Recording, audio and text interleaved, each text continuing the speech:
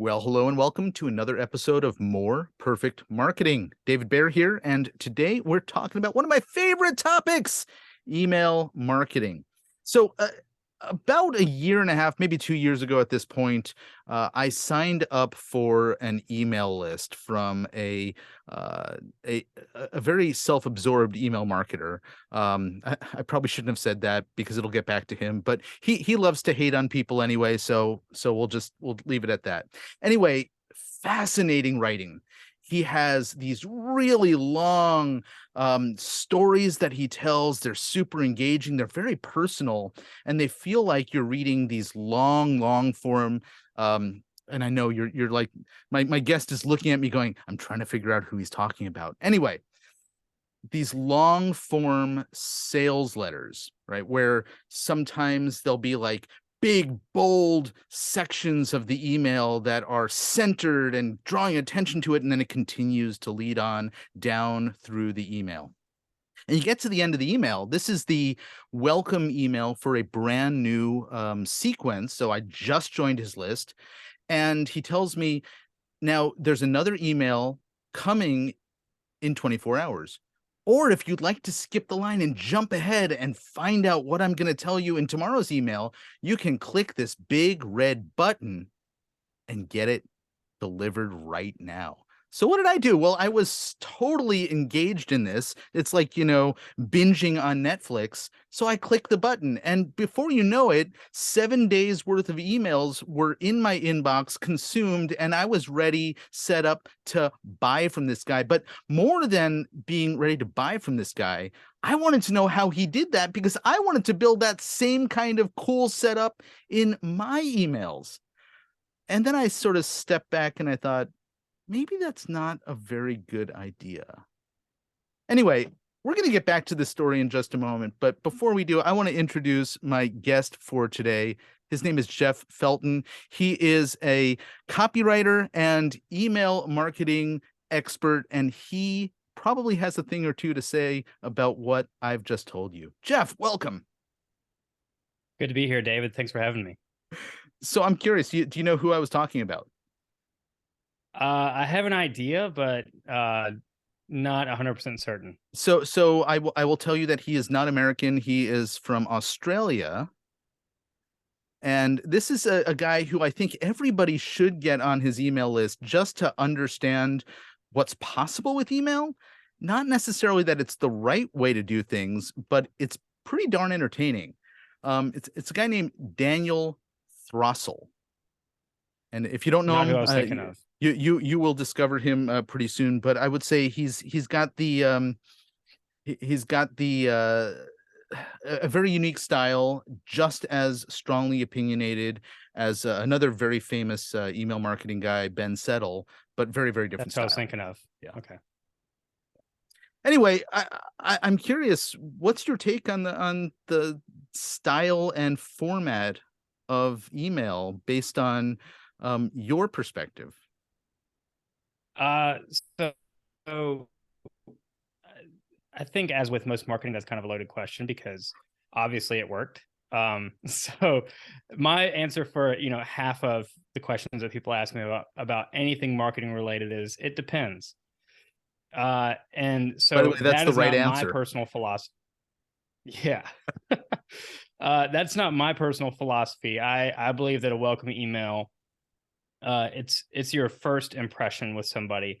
They literally just met you. And so my philosophy is to be respectful of that, to in as few words as possible. I mean, like 150 to 200 words, to introduce yourself briefly, give the person what they came for, tell them what they can expect in the coming emails, and maybe drive a reply, ask them to reply with something, and that's it. And say goodbye and see you tomorrow or the next day. Well, you started with the it depends, and as you said that, I was thinking about, okay, well, we got to think about who this guy's audience is, and we mentioned Ben Settle and this guy Daniel Throssell, are both really speaking to marketers, and I think Yeah. when you're marketing to other marketers, we have a different set of expectations than somebody who is, you know, a CPA or an attorney or a financial advisor, right?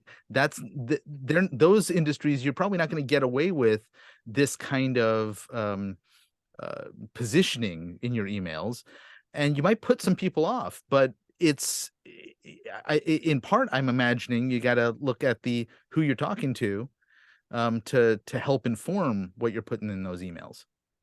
Well, yeah, that's like the most important thing for just about anything that you do, right?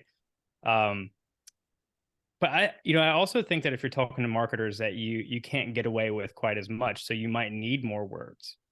You might need to explain yourself. You might need to elaborate further and stuff like that. I don't typically write to marketers, but I would imagine that a marketer might be a little bit more savvy, a little bit more well versed in what you're trying to do. So you have to maybe cover it up a little bit. Yeah.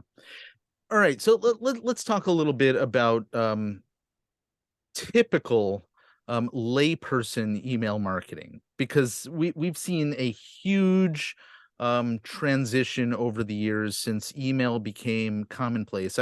I used to write in my bio that I was sending emails back at the beginning of my marketing career and had 100% open rates. But of course, that was 1996, and everybody had just gotten email for the first time, and they were so excited they were opening anything that showed up in their inbox. Yeah, the you got mail sound, Yes. right? Exactly. But we've seen a big swing in the direction from what I think businesses initially did was join our newsletters, sign up for updates, things like that. Obviously, there um, was a time when that did work and it was of interest because there were not a lot of people getting a heck of a lot of email. Then, as consumers get overwhelmed or inundated with this marketing channel, we have to be more intentional as business owners around how we offer the opportunity to engage via email.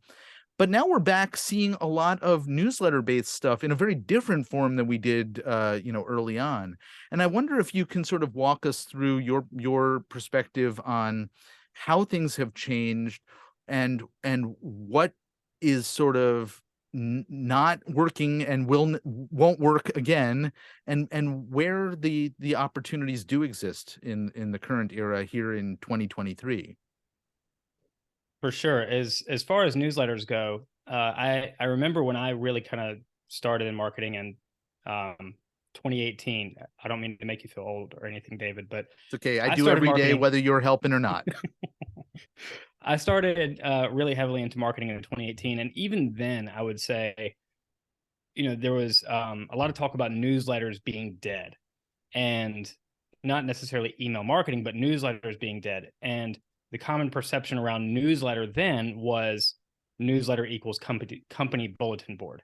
Here's what we're doing. Here, is a picture of us at our company picnic. Here's a word from our president, and here's our featured product of the week, or something like that. That was the typical newsletter. Now, newsletters are highly valuable information curated to a specific reader, usually specifically branded, and they have enormous potential. I mean, look at Justin Welsh, for example. I mean, he's just a great example. He sends out one email a week every Saturday called the Saturday Solopreneur, and has 70, 80,000 readers. James Clear, another one, has 1 million subscribers to his, I think, is it 123 or ABC? 123, I It's think. 123. Yeah. 123, yeah. I know another guy who has ABC. So, but anyway, yeah, newsletters now, not only are they a great tool for nurturing and providing value and continuing to stay top of mind, but they also can really boost your credibility. And so they're really a valuable tool for you to stay in front of people that is really just in a valuable, value driven way, not necessarily a salesy or even corporate kind of approach.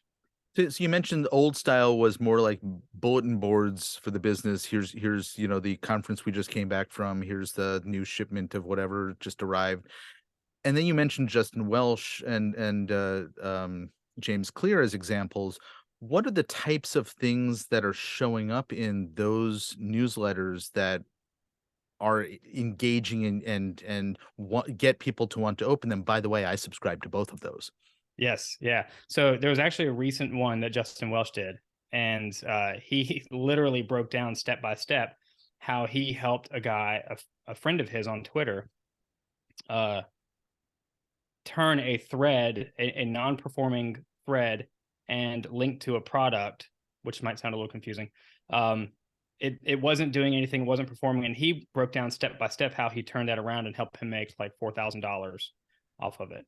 And so it literally is kind of a step by step. Here's how to do this. Sometimes it's that format. Sometimes it's just a lesson that I've learned that would be really helpful for other solopreneurs.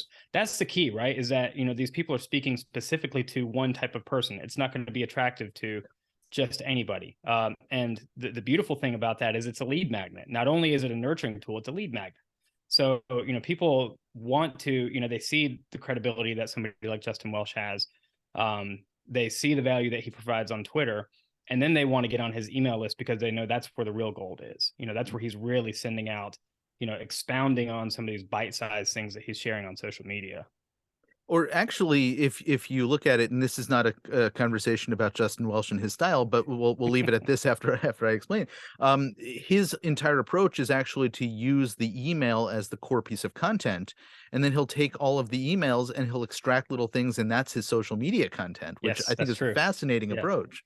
Yeah. Yeah. So Repurposing. exactly, and it looks like one can be everywhere and is doing lots and lots of work. And yes, he might sit down and spend a few hours plotting all of this out, but it's systematized. And as a result, it probably is a lot more efficient than what many other businesses do in terms of building out their email content, their social content, etc. Yeah. Yeah. So Yeah. let's go ahead. I was going to say there's another one that I really like to even kind of piggyback on this a little further. Her name is, and I can never say it right. I'm not 100% sure. It's Caitlin Burgoyne. I think Yeah, Burgoyne. in Canada. Uh-huh. Yes, yeah. And her newsletter, I think this is just phenomenal. Her newsletter is called Why We Buy. Can you guess what it's about? It's all about buyer psychology. Buyer psychology. I mean, any marketer who wants to understand their buyers better, I mean, it's a gold mine. And to me, it's just a brilliant way to I guess own your space and show that show your credibility, which the more you do that, the more you're just getting people to beat down the door to work with you. And all of these examples that you've given, Caitlin and James Clear and Justin Welsh, all are including in their content every single email they send out the opportunity to move to the next step. In their cases, they all have either courses or consulting work or coaching opportunities, or in the case of James Clear, you can become certified in his Atomic Habits stuff. So it's sort of, as you said, their lead magnet is the email subscription. Yeah. Yeah, for sure. And what I really love about this approach is that it almost, maybe not 100%, but it almost, if you adopt that kind of a style and you establish yourself as a thought leader and you own a space, and then you have a newsletter that really delivers the goods and you're leading people to that next step like these guys are, it almost eradicates the need for sales emails and these big, long, wordy sales emails. I mean, granted, they have their time and place, but you can build a business model off of what these guys are doing. And so it's, for somebody who's not necessarily an amazing copywriter, sales copy is not easy, right? And so, especially long form sales copy, I hate long form sales copy. So for somebody who's not an excellent copywriter, you can build a business model on this and never have to write a sales letter. All right, so we've talked about the newsletter format. We probably should talk about the other kinds of email marketing opportunities that exist for small businesses that we're speaking to. And so we've used the term lead magnet. We've taken for granted that there's potential somebody doesn't know what that is. So maybe we should start there and then talk a little bit about how that formula, the more traditional formula, works. Yeah. So what is a lead magnet? Is that where you want to start? Let's start there. Sure. Let's start there. Okay. Yeah. So if you ask most marketers will say a lead magnet is a piece of content that solves a big problem for your audience. And while that's not wrong, I think it's a little bit lacking. Let's say that you have, you offer service or even a product, really. We can do a product too for this. Your service or product solves a really big problem, right? Or helps somebody achieve something really big. What I think the most effective lead magnets are lead magnets that give away step one of that journey. Because if you give away step one of the journey, then the next steps in the journey, which are your services or your product, become an absolute no-brainer. So if you can give away, and a lot of times, yes, you are solving a problem, but I've seen way too many lead magnets and created some that solved a problem for my audience and nobody wanted it because it wasn't the right step in the journey. It didn't make really any sense with the service that I was, or the offering that I was leading them to. So reverse engineer your core offer and give away step one for free. Makes your offer a no-brainer. The other thing that makes a great lead magnet is something super actionable. We can find just about any kind of information on Google these days with a quick Google search. So white papers, informative lead magnets like 7 ways to XYZ, 5 tips for blah, blah, blah. You can find that on a Google search. But really actionable things or pieces of content that deliver a quick win, like a checklist, a cheat sheet, quizzes, templates, those things work really, really well as lead magnets. And not only do they convert really well, you're giving somebody a quick win. And when you give them a quick win, you're just just exploding that trust factor with somebody. So that would be my philosophy, right? Like it just kind of expounding on the solve a problem for somebody approach. Yeah. And I think that the one thing that I would probably hasten to add is you alluded to this, but that it has to have some relevance in terms of solving something that they actually want to solve, right? Yeah. So when I talk about this, I will often mention the Eisenhower decision matrix, right? Okay. Yeah. Which is is it important, unimportant, urgent, not urgent, and a lead magnet has to be in that important, urgent quadrant, or it's not going to be as effective. Sure. Yeah. Okay, For sure. so you got this lead magnet, and I don't know, pick an industry that you'd like to sort of use as an example here. Walk us through the process for building out uh, an initial welcome sequence. You gave us the example of like your preferred method for having that first email, but what is the structure that you tend to like to see when it's delivering a lead magnet and then moving on to sort of the next steps of communication? Yeah, I think a welcome sequence's main function should be to build trust. I think that Caitlin actually said this a month ago, and I've kind of been stuck on it. I've been saying it on repeat, but trust is the currency of business. And I think a lot of people, when they think about email, they hear the 42x ROI, and they just, so many people ask me, how can I sell more with email? How can I make more money? How can I get that 42x ROI? And what a lot of people don't think about is that they're skipping over the trust factor. They're not, the reason that most people aren't going to buy is because you haven't established trust with them yet. Assuming, the product or service is a fit for the audience. So trust, in my opinion, when somebody opts in for your lead magnet, you give them a quick win and the trust factor increases. They read your welcome email and the trust factor increases. But it's still not quite enough. They just met you. I mean, if you think about a normal relationship, we take the date, ask approach. If you meet somebody and you go out on a first date with them, they're more than likely, I think it's happened, but more than likely they're not going to marry you off of that first date. It takes another date and trust to continue to build up.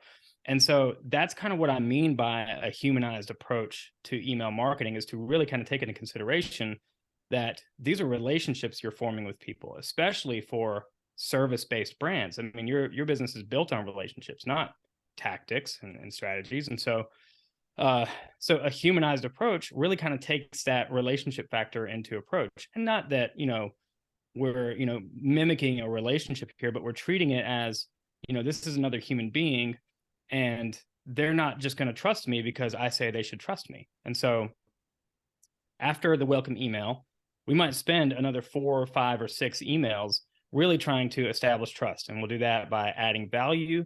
Sometimes I like to expound on the lead magnet. So let's just say I delivered a checklist, and the next email after the welcome email, I might tell them, give them a few tips for how to use the welcome or how to use the checklist. Then, the next email, I might, pull out something from the checklist that I think could really, hang people up a little bit or get them stuck, and just kind of expound on maybe that one point in a whole email. Then after that, in my opinion, the know, like, and trust factor still isn't quite established. They may begin to trust us, but do they really know us? So I think it's helpful then to maybe share some stories, especially if your story relates to their journey. So it kind of develops that know and like factor of, oh, hey, this person's kind of like me. Oh, they've struggled like me. Oh, they've been where I am. And it just makes you more relatable. But to also see that you've overcome it is a great trust building exercise. And then really kind of the last critical piece of trust building within a welcome sequence is case studies. So I love to share case studies in an email, and to tell that again in a story format, to tell it as, this person was struggling with X, we solved it with Y, and here's the result, to actually kind of lead people through a story. And if you do all of those things in a variety of fashion, I think, in 5 or 6 emails, you can establish enough trust to then kind of pivot into, here's your next step. Here's the thing that is going to solve that problem that you're experiencing. I've got the solution for you. And you can still do that in a very, very relatable, very human way. You can begin to tease it in some of those trust building emails.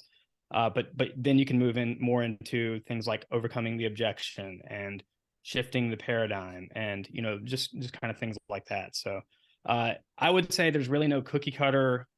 It depends on how long a welcome sequence is. Sometimes it's 5 or 6 emails. Sometimes it's 9 or 10 emails. Mine actually is 26. Okay.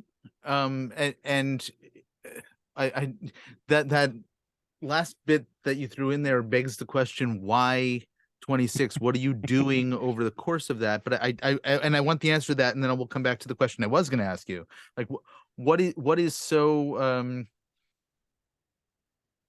what is so involved, or maybe it's not involved. Maybe it's, that you're giving them opportunities all along the way to take an action, and until you move to a different subject or a different topic. Yeah. So, and it's actually pretty simple, but again, kind of from a human approach, you can get creative with this. You don't have to follow, this strategy or that strategy. I got the idea. My main lead magnet is an email marketing checklist, and it's geared specifically towards service providers. It's got, the different kind of automations that you might need as a service provider. And I just had an idea to test out. I like to do, testing with my own stuff sometimes. I said, what if I did a welcome sequence where each email that I delivered in the welcome sequence breaks down a checkbox, a certain bullet point from the checklist. And there are 24 checkboxes in my checklist. And so every day for the next 24 days, so you get, one email on either end of the 24, but you get an email a day that, let's just say I talk about an onboarding sequence. That's one of the checkboxes on the checklist. Then email 13 out of 24 or whatever is going to be about onboarding sequences. Here's what I mean when I say create an onboarding sequence. Here's how to do that. And so the thing that I do is actually in the welcome email, in that very first email, I tell people right front and center, right in the middle of the email, you're going to get an email a day from me for the next 26 days. If you want to unsubscribe, totally cool. But my goal here is to break down each one of these so that you fully understand each of this. I'm not, I'm not in business to just hand you a checklist and walk away and not tell you how to use it.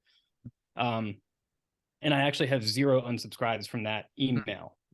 if you tell people what's coming, again, if you're just transparent, honest, like a good person, people are okay with it typically, and they might be looking forward to it. So with that being said, you mentioned kind of offers. I don't wait until email 26 to make an offer. I will include offers where they're relevant. So, especially there is one email in that sequence where I talk about welcome sequences. I have a welcome sequence masterclass that's $97. So naturally, that offer fits logically with what I'm talking about that day. Just makes sense to talk about how this is going to be the next step. Or you could pay thousands for a copywriter, or spend a couple dozen hours doing it yourself. So there are offers kind of spread throughout the sequence wherever it feels natural, wherever it feels relevant.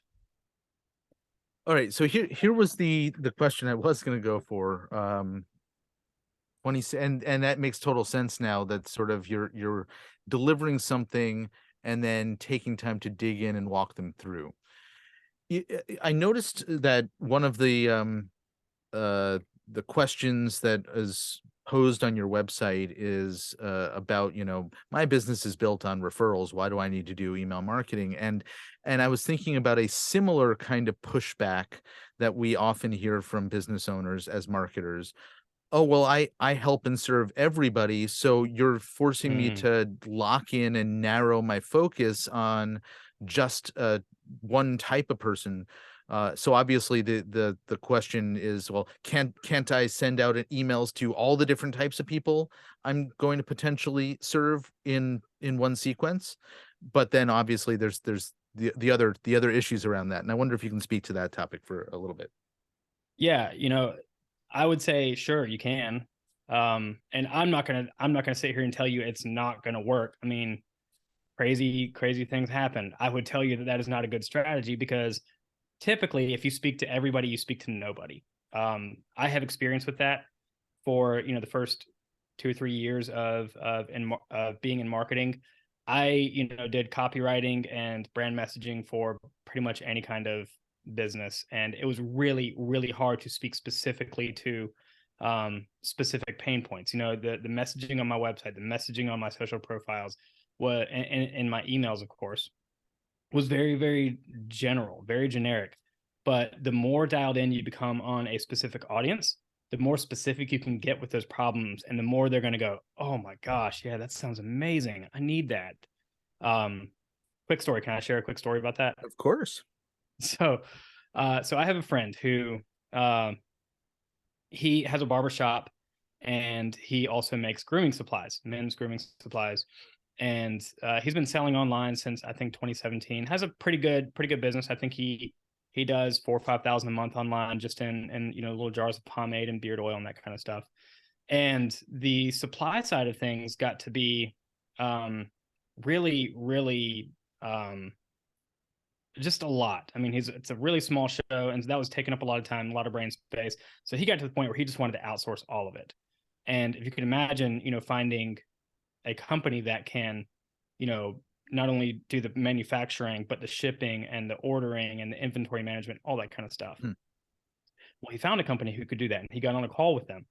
And, the guy said, well, hey, Robert, tell me what's going on. Tell me what you're feeling. And he told him, yeah, I'm struggling with this, and it's just killing me. And the guy on the phone said, let me guess, you're probably struggling with this, and this too. And my buddy said, oh my gosh, yeah, like it's almost like he knows me. Take my money seriously. Like, where can I sign? I'm ready to go right now. And that's the power of knowing very specific pain points, as opposed to very generic things like, we'll help you grow your business, or we'll help you make more revenue, right? I can say those are things I used to say on my website, but now I can say things like never stop guessing, or never guess at email marketing again, right?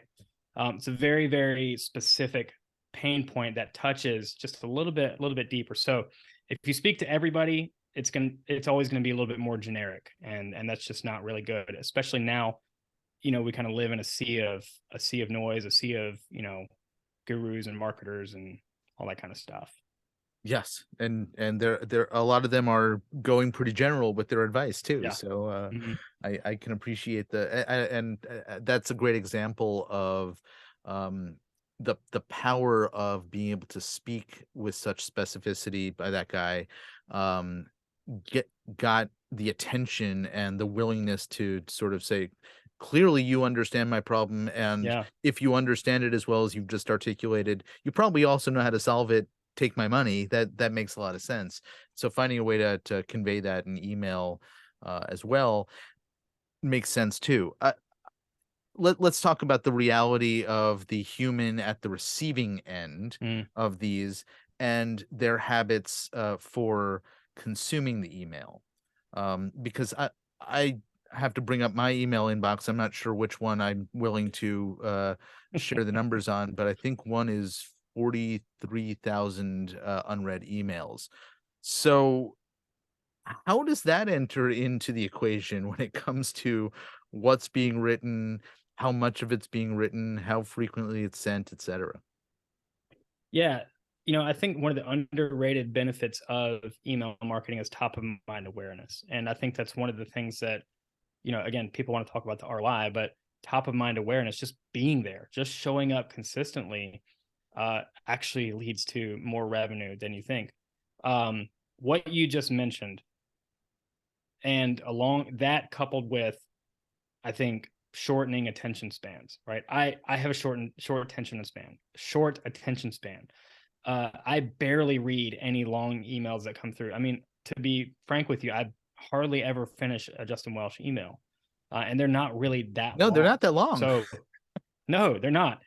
And so I try to be mindful of that in my approach. And again, with the whole short form, long form copy debate, there is no right answer. There is no content that is too long, only content that is too boring, right? So um, I think that, it's important to be respectful, to know your audience, number one. If they're, a super busy professional, uh, they're not going to sit and indulge in an email that takes them 5 to 10 minutes to read. They're just Mhm. probably not, right? So you need to probably, adjust your strategy to be a little bit more soundbite. Um, and I would also say that it's okay to show up frequently. I mean, I know people who show up in my inbox every day, and I really don't mind, because what Mhm. they send me every day is good, and Yeah. it's valuable. I don't want to show up every day because I can't. I mean, I can't think of that many good things to say in a row. But if you show up every day, or if you show up consistently, people won't mind getting emails from you if it's good, if it's something they want to hear. And we could talk about segmentation if you wanted to, about why it's important to segment your audience and deliver them content um, that is curated specifically to their interests or their desires. Um, but yeah, if you're sending people, content that they care about or that they really want to see, they're probably not going to mind.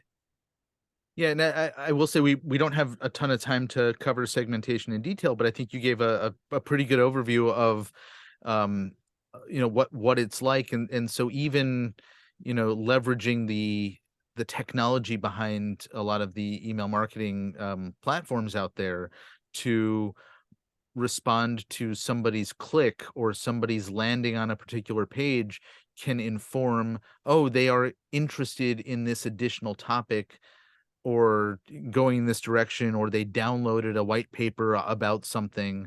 Let's make sure to give them more of that.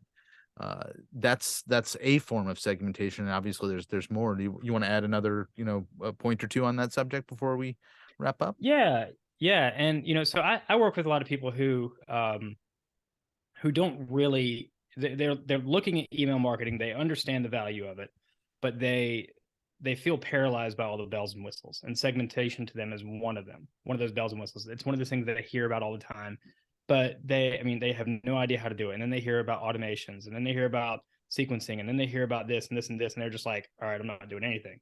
So with a lot of my clients, and typically with a lot of my clients, they serve one specific audience anyway, right? Like, they serve a very specific type of person. And so we're able to really kind of narrow down on who that is, and then curate all of our content to attract more of that person. I'm a big believer that the pond is always big enough. No matter how narrow you go, the pond is always big enough. I mean, I focus on welcome sequences, for crying out loud.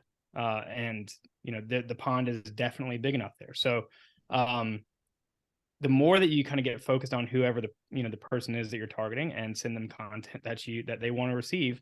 Yeah, I realized I didn't really add anything to the conversation. I just kind of repeated, but yeah, I mean, I mean, that's it. Plain and I simple think to me. the point that I would take from what you just said is that you don't need to be overwhelmed, right? Sure. Yeah. If you have clarity in what you're trying to get out of it, that you can take those crazy, involved potential systems, just push them aside and say, Sure. okay, here's the things that we're focusing on. And that also can probably save somebody a heck of a lot of money, because they don't have to invest in, Marketo or HubSpot or Keep. They can invest in Yes. something like Active Yes. Campaign Yeah. or ConvertKit, I think is what I think I saw on Yeah. your website, and get away with, a much smaller monthly bill.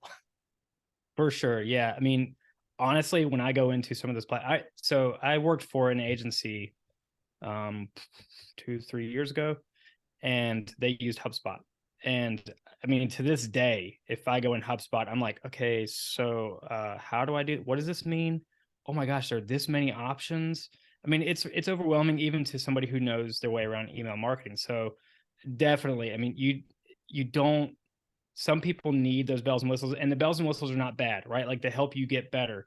But if you're just starting out, focus on one thing at a time, master it, and then move on to one more thing. Learn how to do it well, master it, and then move on to the next thing. You mentioned a moment ago that you have clients you work with, and you also mentioned that you have a master class to help guide people through some stuff. Why don't we wrap up by giving a little bit of information to our audience about what it is you do and how folks can avail themselves of your services should they like to. For sure. I appreciate that. So I work with mostly service-based professionals. As I mentioned, most of them understand the value of email marketing, but it feels super complex to them. So what I believe my job to do is to help them simplify that and find the starting point. More times than not, that's why I brand myself as the welcome sequence guy. I believe the welcome sequence is the perfect place to start. It's the entry point into your ecosystem. Um, so that's why I have a master class on it. It's $97. It's if you want to write your welcome sequence yourself, that's the best option for you to do it. There's no other course out there that teaches you how to think about a welcome sequence and kind of develop a custom strategy for yourself. But what I do service wise, I actually build strategies for my clients. I build holistic strategies that take into account who the ideal client is, the offer structure, and the customer journey. And we build an email marketing strategy that really is tied to those things. So the cool thing about that is that it's tied to your business model. It's not tied to current tactics or trends. So in theory, if you don't change your business model, the strategy that I help you develop is good for until you retire. But the goal of it is to move people along up your value ladder and through the customer journey. So it's a lot of onboarding sequences, offboarding sequences, upsells, welcome sequences, that kind of stuff. So that's really what I do. I don't do a whole lot of copywriting anymore, but I can. But yeah, that's what I do. Well, brilliant. And if somebody wants to find you, where can they go? Yeah, you can find me at www.contentremedy.co. That's my website. I've got a few freebies there. That checklist I mentioned earlier. I've got the masterclass, a blog, lots of good stuff on email marketing.